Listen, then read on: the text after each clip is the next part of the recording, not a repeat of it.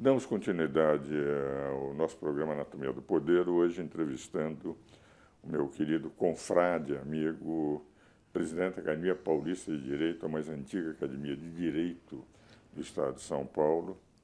E como eu faço em todos os programas, eu entrego um livro.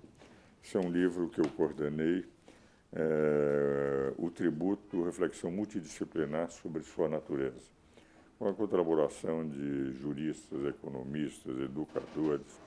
Aqui tem o Delfim Neto, o Fernando Rezende, entre os economistas, Fábio Jambiase, o Eusébio Gonzalez, que foi vice-reitor da Universidade de Salamanca, lá de Portugal, o Diogo Leite de Campos, o Canutilho, que também foi seu professor na pós-graduação em Coimbra, Manuel Porto, que era diretor da faculdade. Isso mesmo. Então, onde eu ofereço, muito obrigado, como professor. eu faço em todo o programa. Então tá bom. E eu trouxe aqui para o senhor o livro que estou lançando hoje, que é o Montesquieu, né? Eu acho que nós estamos numa época de necessidade de recuperação de algumas figuras importantes, clássicas, né? Sobretudo da construção do liberalismo, mas eu acho que o Montesquieu, entre outras coisas, o livro é uma contribuição bastante original, que trata da relação entre o estilo que o Montesquieu escreveu, os autores que influenciaram a construção desse estilo literário de escritura e a relação disso com o seu projeto político, né? Então, a discussão dessa questão do projeto político, mas, sobretudo, eu acho que a contribuição da ideia da moderação, né? Não, e é interessante o seguinte, eu gosto muito de Montesquieu. Aliás, não só dele, como Locke, que veio influenciado. Claro. Mas a ideia que eu acho notável, porque a França até hoje não teve propriamente a independência dos poderes que ele desejava. Mas uma das críticas que se faziam ao Montesquieu, que eu acho notável, é que diziam o seguinte: como é que vai se dividir o poder na França? O poder não pode ser dividido. Então, a frase dele clássica de que é necessário que o poder controle o poder, porque o homem não é confiável no poder.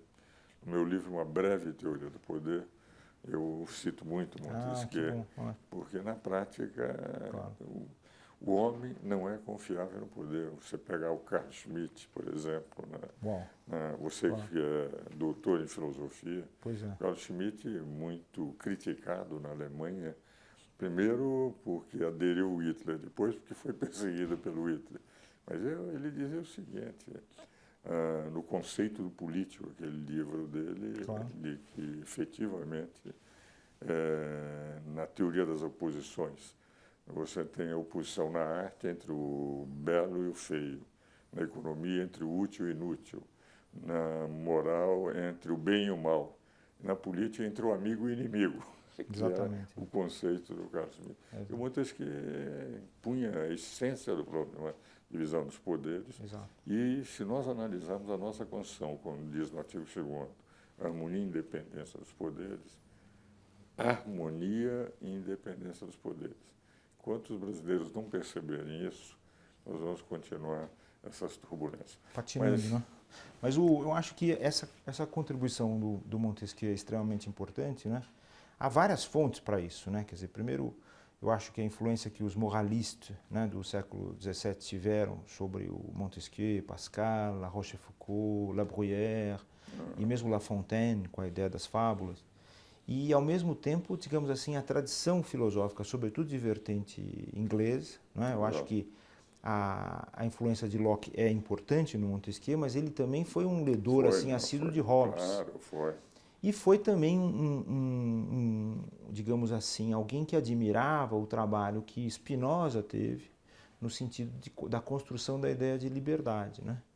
Então, todo o sistema que ele propõe, que eu acho que esse é o grande passo do Montesquieu, está ligado a essa ideia da construção da liberdade. Hobbes, La Bruyère, e para hoje, né, eu acho que disse Ives, eu acho que é extremamente importante. Nós estamos precisando, efetivamente, dessa busca do equilíbrio, né? Essa ideia da harmonia. Moderação.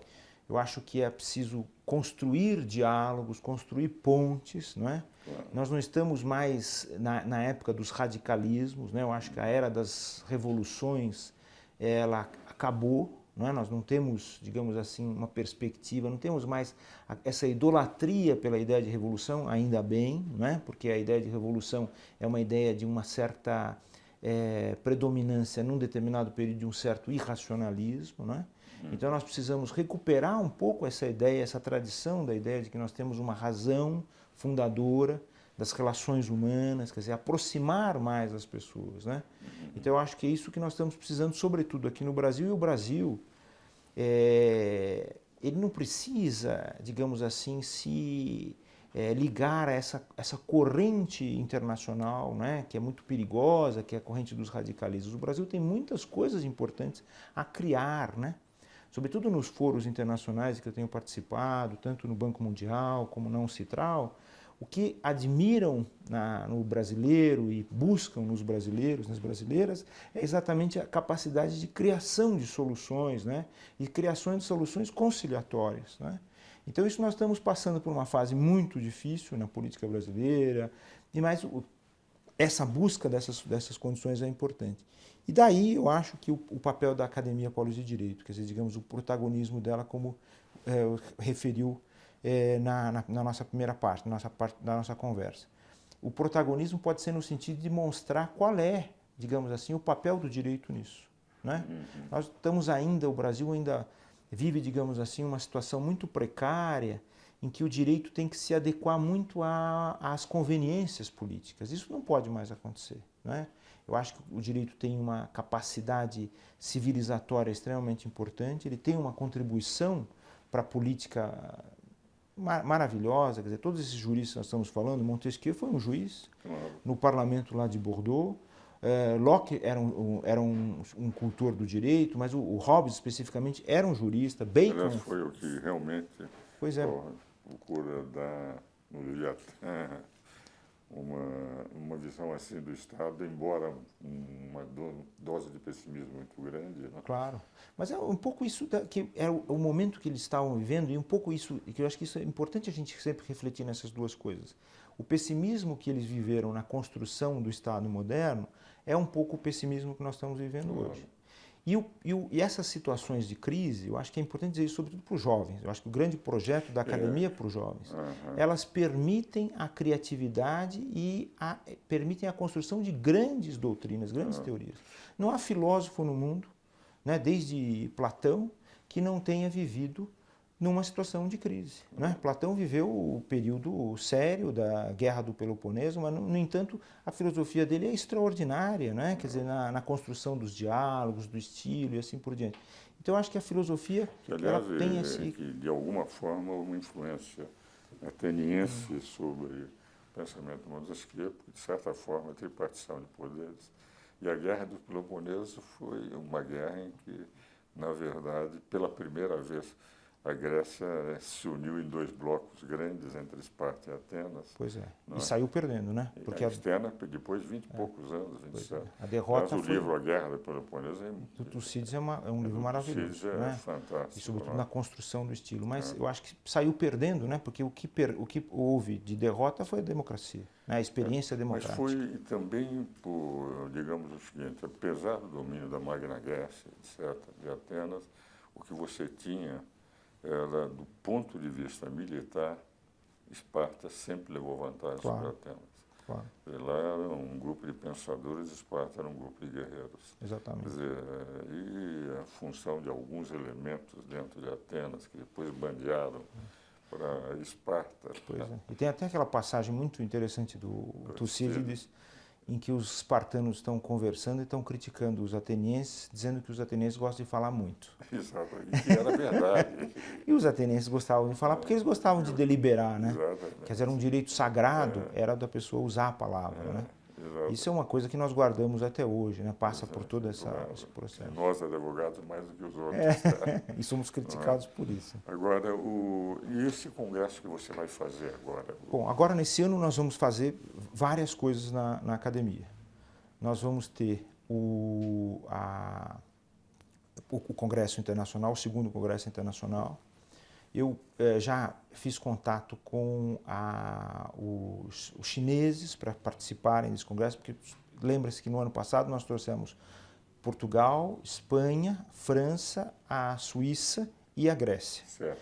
E esse ano eu quero também trazer novamente a contribuição desses governos e das comunidades intelectuais, né, desses países, né, a contribuição civilizacional desses países, mas eu gostaria de dialogar um pouquinho também com a contribuição chinesa, né, que está se tornando cada vez mais, digamos assim, relevante no mundo, e nós precisamos conhecer isso, né, para nós ainda é um mistério, né, nós que gostamos da liberdade, da construção da democracia, assim por diante.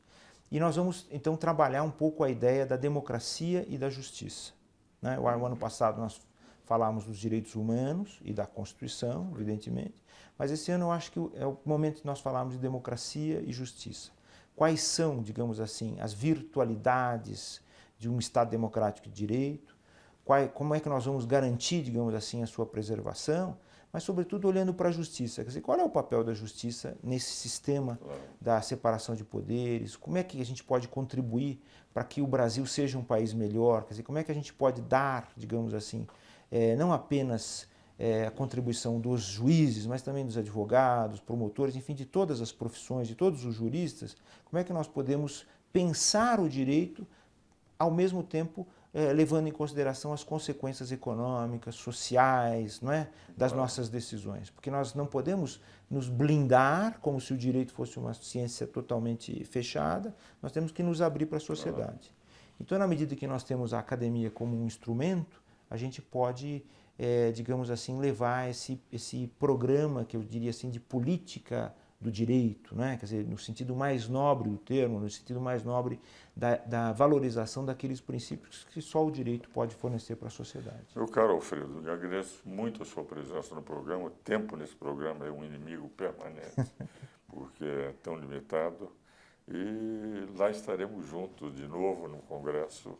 Eu espero seja tão brilhante quanto foi o do ano passado, que realmente deixou uma produção científica, um trabalho a ser refletido ainda, muito importante. Muito obrigado, meu caro Alfredo, e vamos nos encontrar durante esse ano na preparação do Congresso. Obrigado. Senhores telespectadores, espero-os novamente no próximo domingo.